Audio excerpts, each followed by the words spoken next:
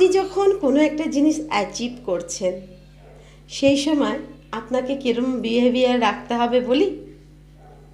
হালকা তুলোর মতো।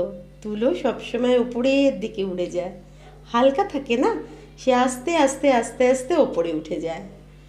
আর ওই যেই অ্যাচিভ করলেন, বিশাল অহংকারে পড়ে গেলেন, বিশাল একটা কিছু করে ফেলেছেন ভাবলেন, নিজেকে পাথরের মতো করে ফেললেন, তখন কি হয় জানেন তো?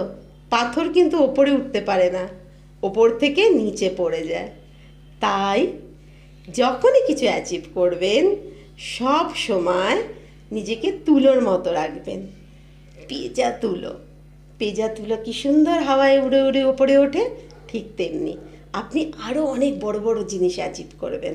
আর একটা অ্যাচিভ থেকে যদি আপনার মাথাটা ঘুরে যায়, নিজেকে পাথর করে ফেলেন, হেভি একটা নিজের একটা ইমেজ তৈরি করেন, ওপর থেকে খাদে পড়তে হবে, তাই না?